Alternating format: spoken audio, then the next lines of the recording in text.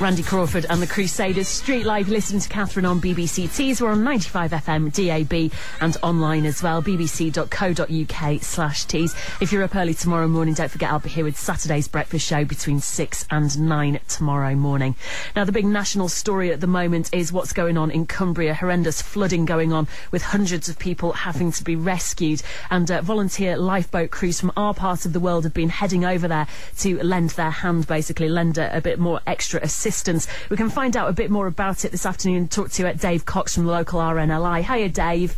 Hi, Catherine. So how many people from over here have been heading over to Cumbria then to help them out?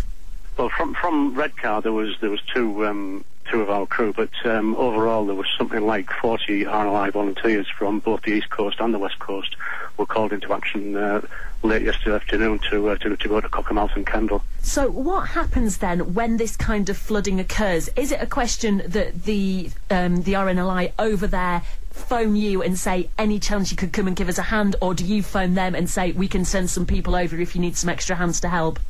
Well, actually, it's neither, Catherine. The RNLI is now very much integrated into the national flood response, which includes fire, police, ambulance and other emergency services. So we get a central call. The RNLI has a national flood response team, which, because of its nature, takes a few hours to spring into action. So what we also have is a number of lifeboat stations, such as Redcar, are designated as fast response rescue teams. So we were called very early on yesterday afternoon to fill the breach, so to speak, until the national flood team could be assembled and arrive in the area. And what sort of things have our guys been doing over there?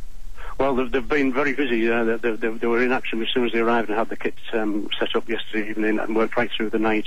Certainly the guys from Redcar were directly involved in something like 30 rescues in a continuous period of time right through the night.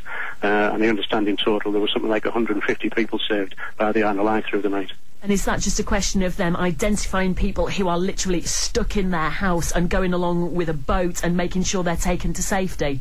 No, that's pretty much it. The situation last night was very extreme, though, for the guys in the boats because of the speed of the water. It was estimated at travelling through the streets at about 25 knots. That's about 30 miles an hour.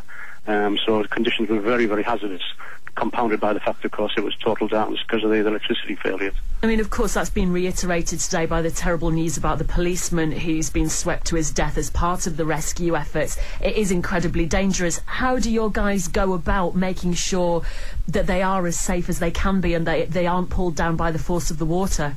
Well, like everything that the RNLI does, the crews that attend these incidents are very well trained and very well equipped. In fact, the flood rescue, National Flood Rescue Team had just finished a big training exercise a few days before. All the crews that do attend these incidents are swift water rescue technician trained. That's a very exacting training where they go through a number of scenarios that prepare them for exactly the situations that they faced last night.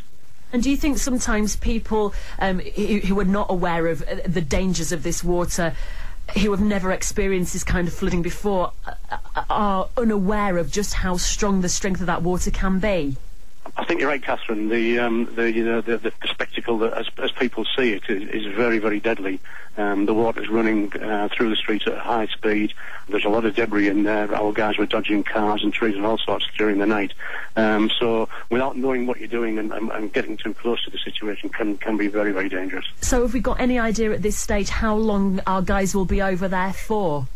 Well, most of the RNLI teams are now stood down, but bearing in mind the weather forecast for the next 24 hours, we do have a number of people on immediate readiness to re-attend if that's necessary. Fortunately, in our part of the world, we haven't been too hard hit, and it seems that we are quite well prepared for these kind of torrential downpours. Do you think we are quite well prepared as a region for these eventualities? I know we've invested right around the region. There's been a lot of money spent on flood defences, hasn't there? You're right. It's been a very steep learning curve. Our first experience of floods was at Skinning Grove in the year 2000.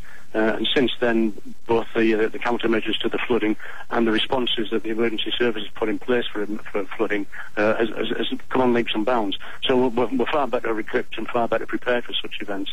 But on the scale that we saw last night, it's very difficult to rehearse every situation. And certainly the guys just have to rely on their wit and their training to see them through. And I suppose events like this just really reinforce the message that your guys are going into really, really dangerous situations, and they are volunteers. They are doing this of their own free will. They're not getting paid for it. It really brings home the message that the RNLI needs our support, doesn't it? It does. I mean, I'm intensely proud of the guys from Redcar and the other stations, Staines and Hartlepool, and up and down the North East Coast who responded last night. As you say, many of them have probably left their place of work, spent all night in Cockermouth and in Cumbria, and then they've gone back to work this morning. So I mean, that's the dedication that you get from RNLI volunteers. Thanks ever so much for talking to us this afternoon, Dave. Much appreciated. Pleasure. Cheers now, Dave Cox from the local RNLI. You're listening to Catherine on BBC Tees.